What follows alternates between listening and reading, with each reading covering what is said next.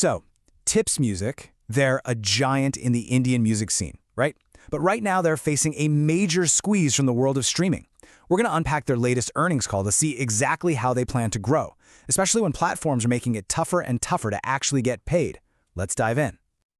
All right, so here's how we're going to break this all down. First, we'll hit the Q2 scorecard, the raw numbers. Then, we'll get into why their massive catalog of old hits is basically their golden goose. After that, we've got to talk about the major industry headwinds they're flying into. And finally, we'll look at their playbook for hitting that ambitious 20% growth target. Okay, first up, the Q2 scorecard.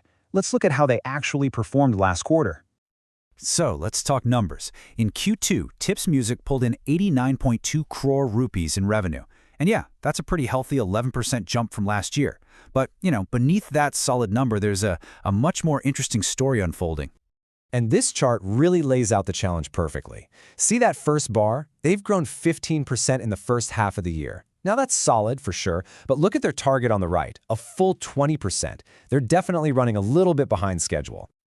So this is really the central question for our entire explainer. With the clock ticking, how are they possibly going to close that 5% gap and actually hit their 20% goal?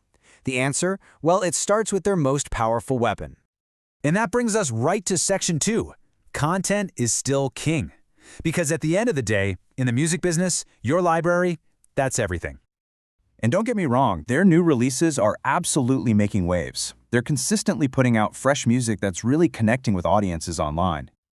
I mean, just take a look at their new Telugu song, We. It's been a monster, pulling in over 69 million views on YouTube alone. For a brand new song, that is a massive, massive audience. But here's the thing, and this is crucial to understanding their business. As strong as the new music is, the real engine for Tips is its gigantic back catalog of classic songs. Get a load of this number, 1.5 billion. That's the number of views just one of their classic songs, Sagan, got on platforms like Instagram Reels. This is what they call their old gold, and it just keeps generating incredible value year after year. And they are incredibly disciplined about how they build that catalog.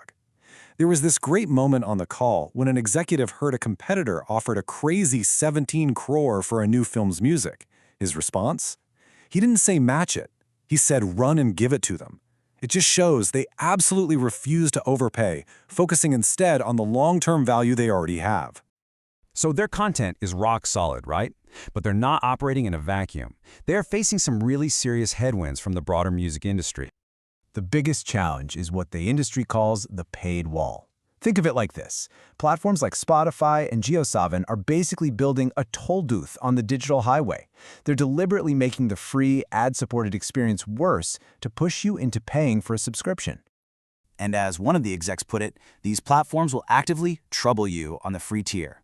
More ads, less control, all of it designed to nudge you behind that paywall.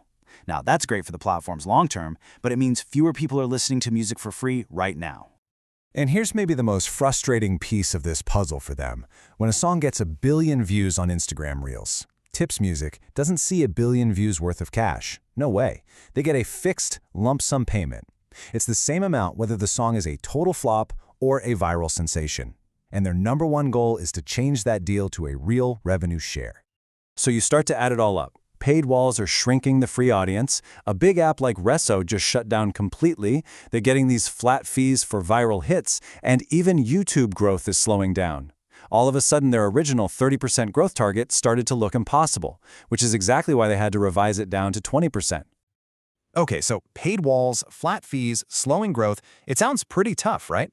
So how on earth are they planning to hit that 20% target? Well, that brings us to their 4-part playbook. Their strategy is basically a 4-pronged attack. On the content side, it's all about quality over quantity, signing artists directly instead of just films, and strategically buying up smaller regional music catalogs. And then, on the business side, it's all about that massive 4th pillar, fighting tooth and nail to renegotiate those platform deals and finally get a real share of the revenue. And if you want to know why this strategy matters so much, this table tells the whole story. This is the long game. They see a future where subscriptions become the main engine, where short-form video actually pays its fair share, and where public performance rights explode from a 350 crore business to a 2,000 crore one. They're betting the entire Indian music industry could grow tenfold, and this is their plan to grab a huge slice of that pie. And here are the key things you need to watch on the calendar. In the next 6 months, expect a flood of new non-film music from them. Next June, that's a huge date. Their YouTube Shorts contract is up for renewal, and that's a key moment to push for that revenue-sharing deal. And more broadly, they expect the whole industry to start bouncing back from this current slowdown within the next year or two. So all of this leaves us with one big final question. In a world of paid walls, AI, and powerful tech platforms, a great song is still the most valuable asset in music. That's clear. But the path to actually getting paid for that song, well, that's getting more complex every single day.